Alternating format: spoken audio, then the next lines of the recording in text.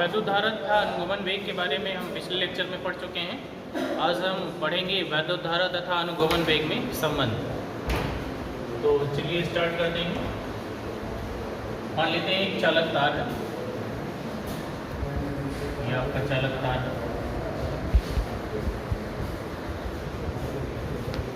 चालक तार को बैटरी से जोड़कर उसके सिरों के बीच विभवांतर स्थापित करते हैं। तो मान लेते हैं इधर इस सिरे को बैटरी के पॉजिटिव से जोड़ा गया है और ये सिरा बैटरी के नेगेटिव से।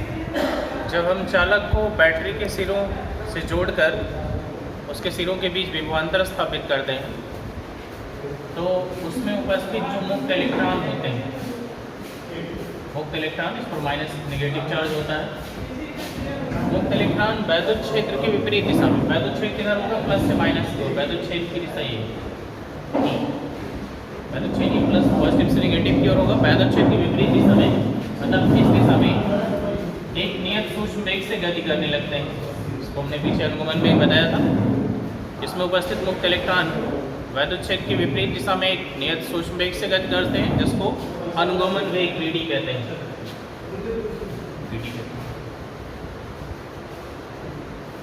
अब मान लेते हैं कि माना तार के किसी क्षेत्रफल से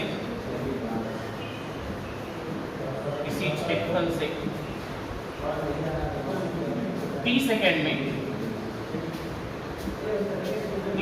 में प्रवाहित होने वाले आवेश की मात्रा, T सेकेंड में प्रवाहित आवेश की मात्रा Q है।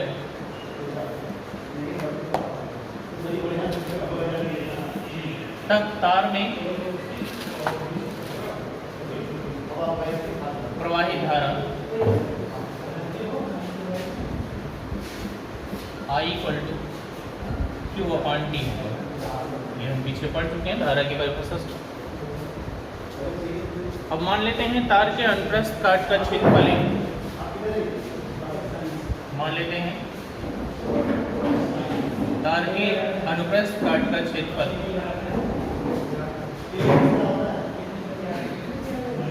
A है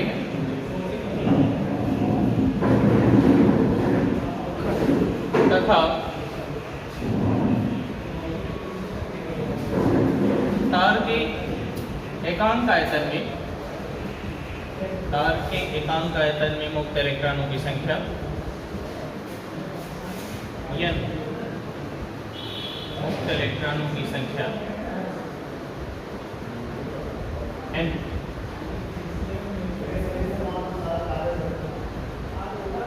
तथा इलेक्ट्रॉनों का अनुगमन वेग Vd है। अनुगमन वेग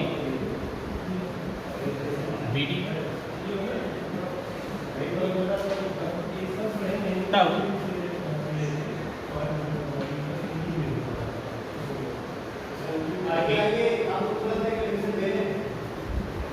अनुप्रस्थ परिच्छेद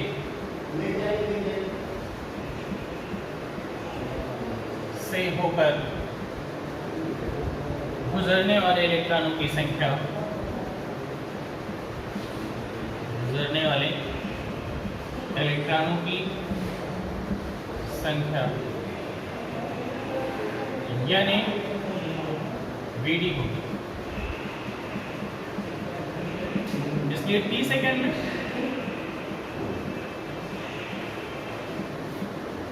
में तार के अनुप्रस्थ क्षेत्रफल से गुजरने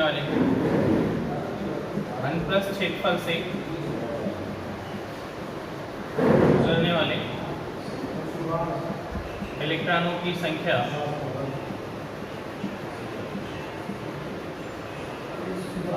यानी Vd × T हो जाएगा। T से गुणा कर देंगे। अतः T सेकेंड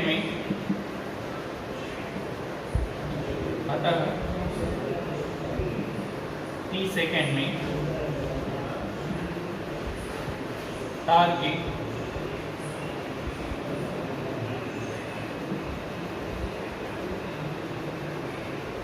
अनुप्रस्थ क्षेत्रफल से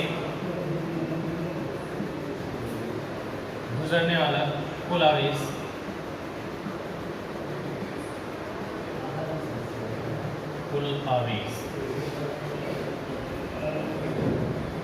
आवेश Q बराबर यानी होता है Q बराबर ये संख्या हो गई, और एक इलेक्ट्रॉन पर आवेश जो कि E होता है, तो यानी VD T इंटू E, क्योंकि आवेश Q बराबर ये नहीं होता है। प्रति सेकंड में अनुप्रस्थ क्षेत्र से गुजरने वाले इलेक्ट्रॉनों की संख्या यानी VD इंटू T है, इंटू E से मल्टीप्लाई कर देंगे, ये कुल आवेश होगा।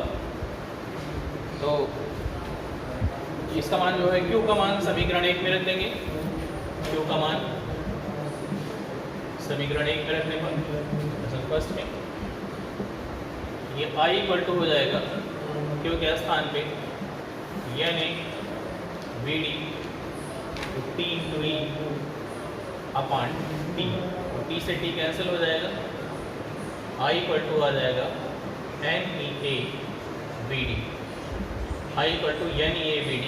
यही जो है वैद्युत धारा और अनुगमन वेग में संबंध है। यही वैद्युत धारा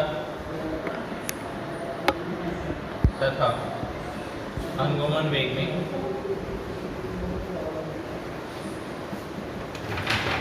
संबंध है।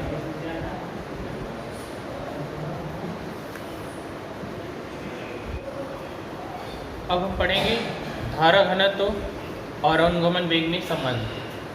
तो हम जानते हैं धारा घनत्व की डेफिनेशन हम पहले पढ़ चुके हैं कि किसी चालक में किसी बिंदु पर धारा घनत्व उस बिंदु के परिता एकांक क्षेत्रफल से अभिलंबवत गुजरने वाली धारा को उस बिंदु पर धारा घनत्व कहते हैं।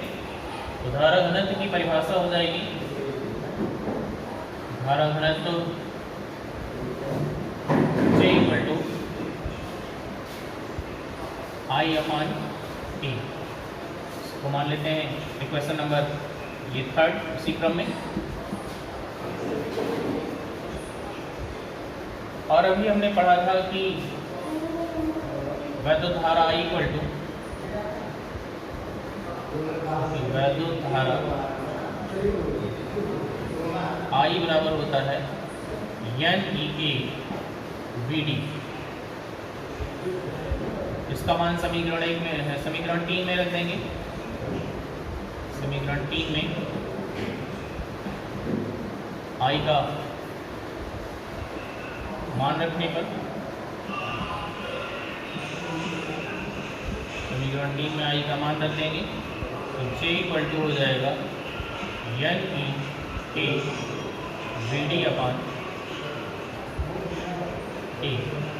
A से कैंसिल हो जाएगा, J इक्वल टू आ जाएगा NE VD। J equal to NE VD, या अगर VD बराबर यहाँ निकालना चाहें VD बराबर J अपॉन NE। ये हो गया धारा घनत्व और अनुगमन वेग के संबंध, J बराबर NE VD। अब हम आगे पढ़ेंगे गतिशीलता।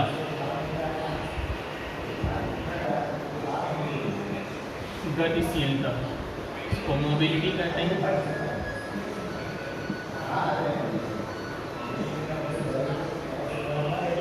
गतिशीलता होती क्या है? किसी चालक में किसी बिंदु पर अनुगमन वेग तथा वैद्युत क्षेत्र का अनुपात गतिशीलता कहलाती है।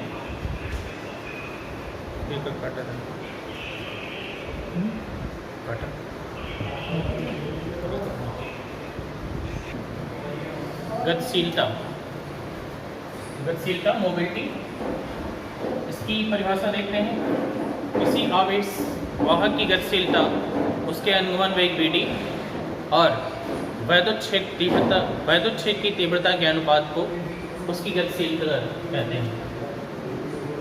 किसी आवेश वाहक की गतिशीलता किसी आवेश वाहक की गतिशीलता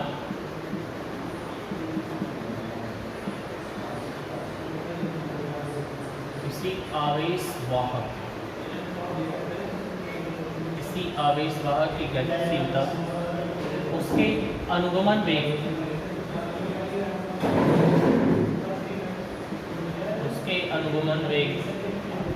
vd तथा वैद्युत क्षेत्र की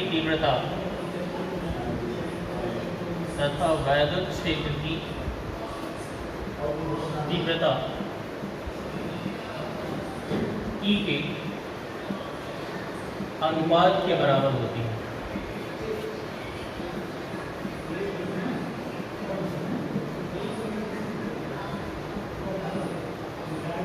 इसे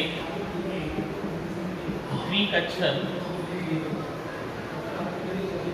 म्यू से प्रदर्शित करते हैं।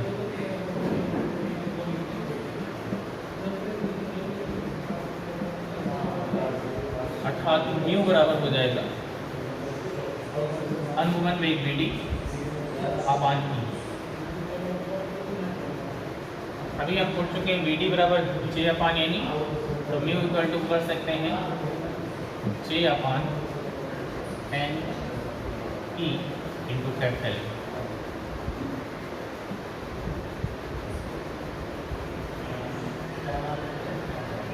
इसका मात्रक देख लेते हैं।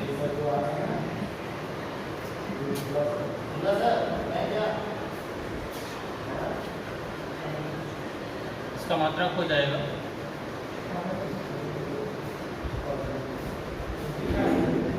मीटर स्क्वायर प्रति वोल्ट सेकेंड।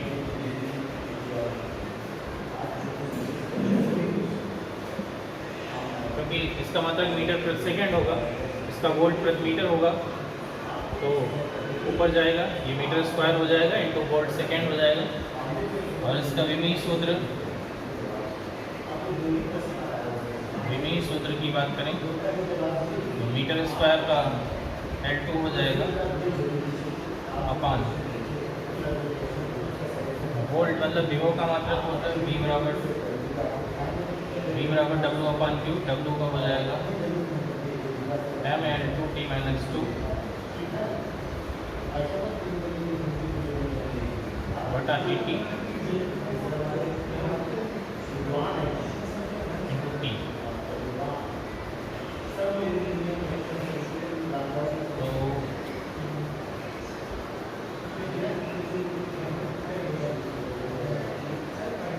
T से T कैंसिल हो जाएगा, ये ऊपर जाएगा, ये हो जाएगा m - 1, ये ऊपर चला जाएगा m - 1 L - 2, ये कट जाएगा, m - 1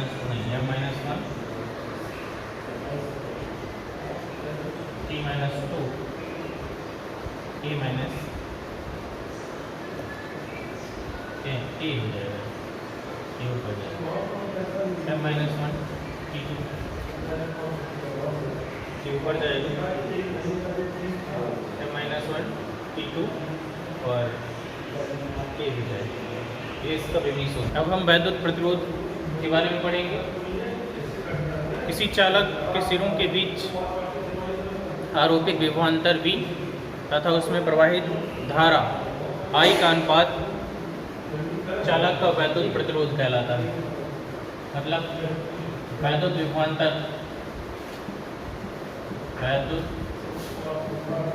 विभवांतर तथा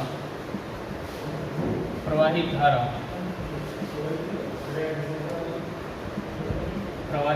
का अनुपात चालक का प्रतिरोध कहलाता है। चालक का प्रतिरोध कहलाता है। इसे R से प्रदर्शित करते हैं। इसे R से प्रदर्शित करते हैं। R बराबर होता है V अपान I। मतलब विभवांतर और धारा का अनुपात चालक का प्रतिरोध कहलाता है। इसे R से प्रदर्शित करते हैं। दूसरे शब्दों में कह सकते हैं कि वैद्युत धारा के प्रवाह के मार्ग में जो अवरोध उत्पन्न होता है उसे चालक का प्रतिरोध कहते हैं। वैद्युत धारा जब प्रवाहित होती है उसके प्रवाहित होने में जो अवरोध उत्पन्न होता है उसी को क्या कहते हैं? चालक का प्रतिरोध। मैथमेटिकली फॉर्म में कहते हैं विभवांतर और धारा का अनुपात। इसके मात्रक की जब बात करें तो मात्रक किसका हो जाएगा? इसका मात्रक ओम होता है, मतलब यहाँ से विभवांतर का मात्रक अगर देखें वोल्ट और धारा का मात्रक वोल्ट बटा एम्पियर, यह इसको ओम कहा जाता है। वोल्ट प्रति एम्पियर को एक नाम दे दिया गया है ओम। ओम को जो है ग्रीक अक्षर ओमेगा से प्रदर्शित करते हैं। इसका मात्रक हो जाएगा ओम। इसके विमीय सूत्र की चर्चा करें।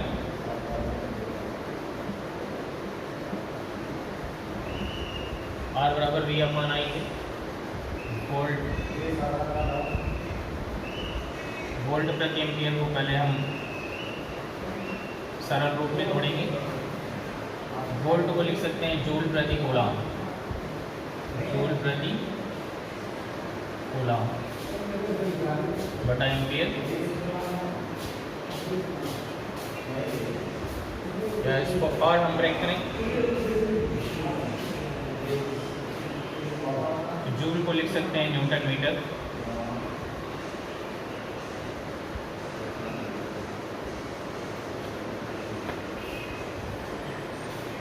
बटा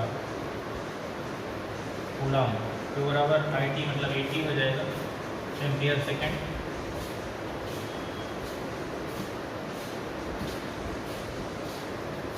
बटा एम्पियर। या इसको हम आगे लिख सकते हैं न्यूटन मीटर, न्यूटन मीटर बटा ampere square second.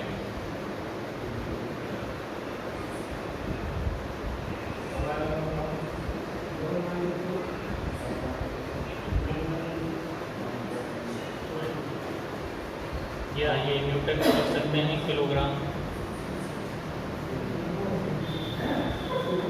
Metre second की पावर -2 इंटू मीटर बटा एम्पियर स्क्वायर सेकेंड।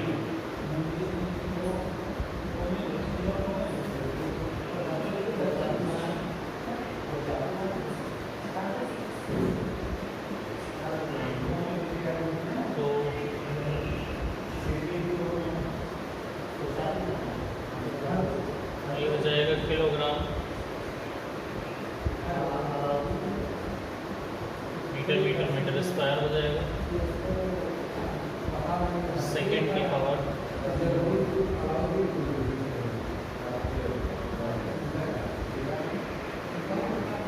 -3 हो जाएगा और एम्पियर की पावर -2।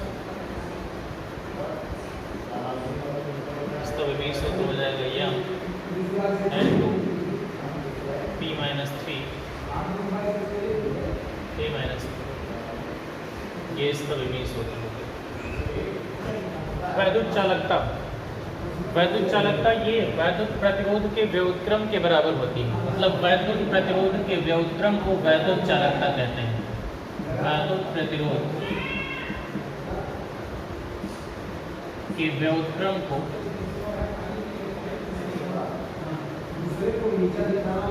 वैद्युत चालकता कहते हैं।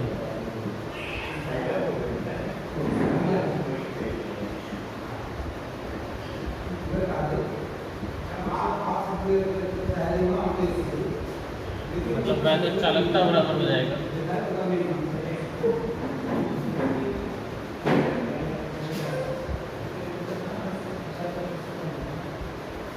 1/R। इसका मात्रक क्या हो जाएगा? Ohm inverse. वैद्युत प्रतिरोध का मात्रक ओम है, मात्रक इसका हो जाएगा ओम इनवर्स या मोह इसको कहते हैं, या साइमन भी कहा जाता है।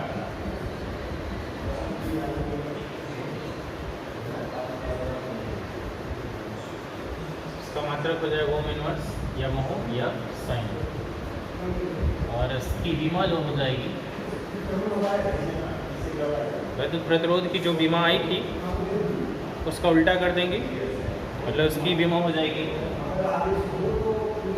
m l minus 2 t minus 3 t minus 3 बल्कि t प्लस 3 हो जाएगा, और a2 ये इसका बीमा हो जाएगा। ओम का नियम अब हम अध्ययन करेंगे, ओम के नियम का। इस नियम के अनुसार यदि किसी चालक की भौतिक अवस्था जैसे ताप दाब आदि में परिवर्तन ना किया जाए तो चालक के सिरों के बीच आरोपित विभवांतर तथा उसमें प्रवाहित धारा का अनुपात एक नियतांक होता है, इसे ही ओम का नियम कहते हैं। अर्थात ओम के नियम के अनुसार विभवांतर V और धारा I इसका अनुपात जो है एक नियतांक होता है, वो नियतांक R होता है, यही ओम का नियम है।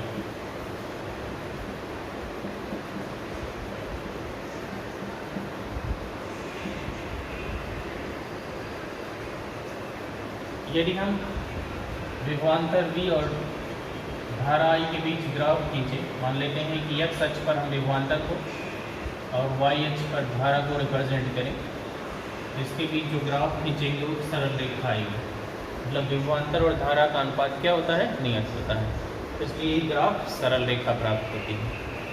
आइए हम ओम के नियम का उत्पत्ति इसको ड्राइव करें फार्मूला।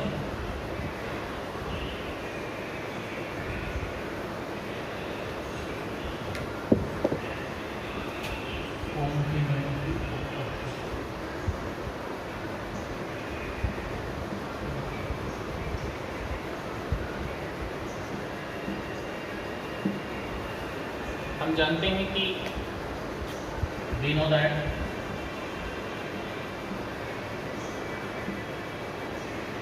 हम जानते हैं कि धारा और अनुगमन वेग में संबंध अभी हम पढ़ चुके हैं।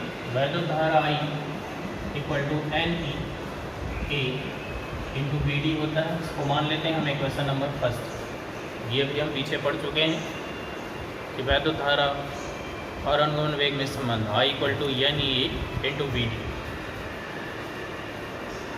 मान लेते हैं तार की लंबाई है, मान लेते हैं तार की लंबाई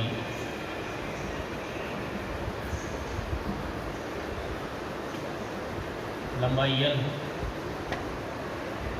तो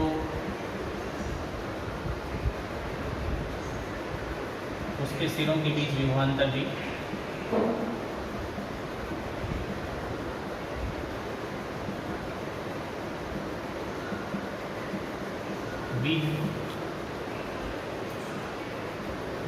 तब वैद्युत क्षेत्र E इक्वल टू हो जाएगा V बाई ये, तो वैद्युत क्षेत्र की तीव्रता विभव प्रवणता के बराबर होती है, E इक्वल टू हो जाएगा V इंटू L हो जाएगा। अब हम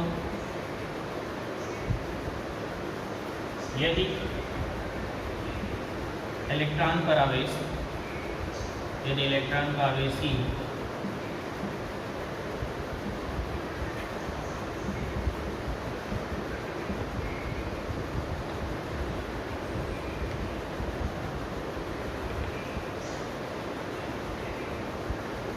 तो उस पर लगने वाला वैद्युत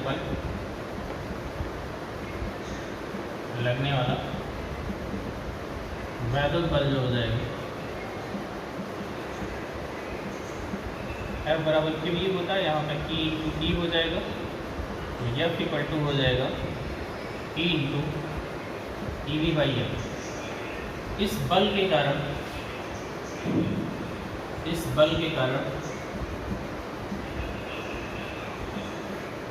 इलेक्ट्रॉन में उत्पन्न त्वरण, इस बल के कारण इलेक्ट्रॉन में उत्पन्न त्वरण A इक्वल टू हो जाएगा, बराबर एम ए होता है, तो ए बराबर एफ बटा एम हो जाएगा। एफ की वैल्यू यहाँ से रख देंगे, एफ की value E V upon L हो जाएगा, तो ई वी बटा एम एल हो जाएगा। ए की वैल्यू आ गई ईवी अपान ml। अब ए का मान, इसको मान लेते हैं क्वेश्चन नंबर सेकेंड। ये हो जाएगा एक क्वेश्चन नंबर सेकेंड हो जाएगा। अब हम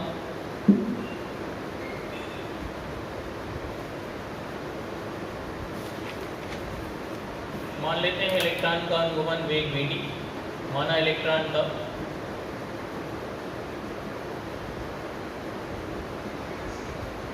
अनुगमन वेग Vd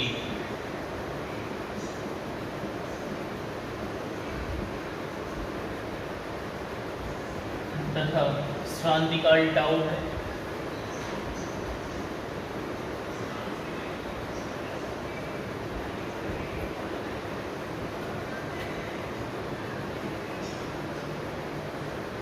तब Vd क्या होता है? इलेक्ट्रॉन का अनुगमन वेग होता है, मतलब एक नियत सूक्ष्म वेग ही अनुगमन वेग कहलाता है। तो Vd बराबर हो जाएगा हमारा Vd बराबर V1 plus V2 plus V3 dot dot Vn upon n। Vd equal to हो जाएगा V बराबर U प्लस Ct होता है, तो U1 प्लस A टाउ1 पहले इलेक्ट्रॉन का क्रांतिकाल plus U2 plus A tau two plus dot dot dot इसी प्रकार UN plus A tau n upon n। इसको U1 U2 को हम एक साथ कर लें तो U1 plus U2 plus dot dot UN बटा n लिख सकते हैं, और दूसरे पार्ट में लिख सकते हैं A tau one plus A tau two plus dot dot dot A tau n upon n लिख सकते हैं। क्योंकि हम जानते हैं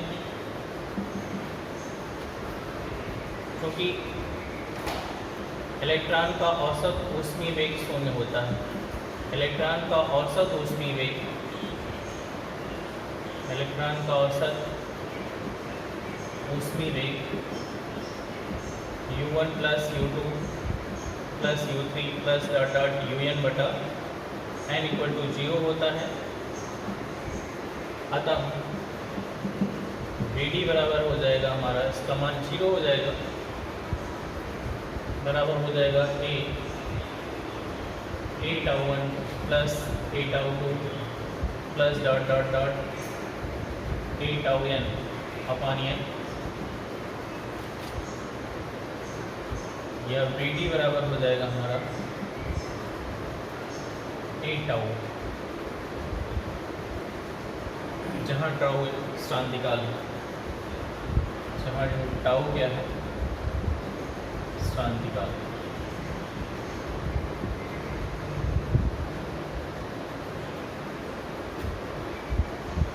Vd आ गया A टाउ। अब Vd का मान जो है हम समीकरण 1 में रख देते हैं, या हाँ समीकरण 2 से A का मान पहले रख देते हैं। समीकरण 2 से A का मान रखने का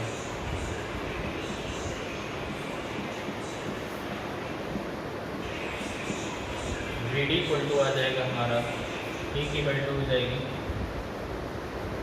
EV बटा ml इंटू टाउ। या इसको हम लिख सकते हैं V/L को हम लिख सकते हैं E बटा m इंटू टाउ। V/L के स्थान पे हमने E लिख दिया, E बटा m इंटू टाउ आ जाएगा। इसको मान लेते हैं समीकरण क्वेश्चन नंबर 3। Vd का मान समीकरण नंबर 1 में रखने पर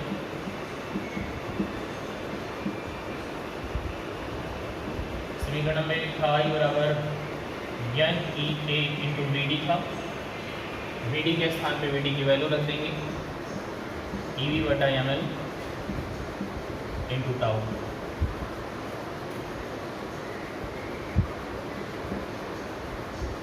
ये आ जाएगा एन ई स्क्वायर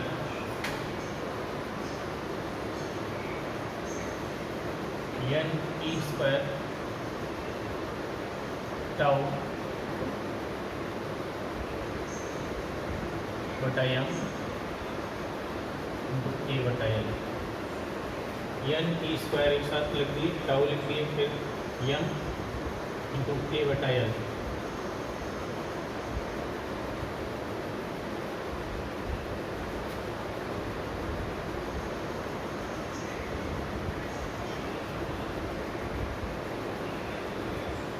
बी बच रहा है इंटू बी लिख देते हैं,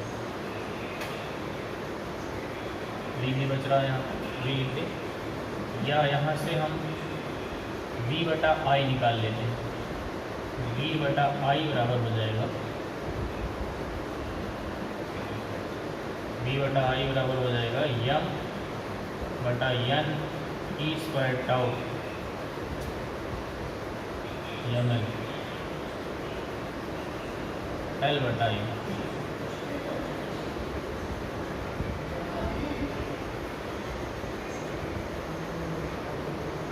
क्योंकि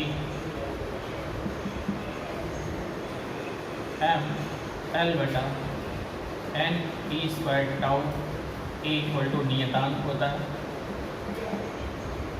ताकि इस नियतांक को आर कहते हैं। अतः v upon I equal to R, यही ओम का नियम है।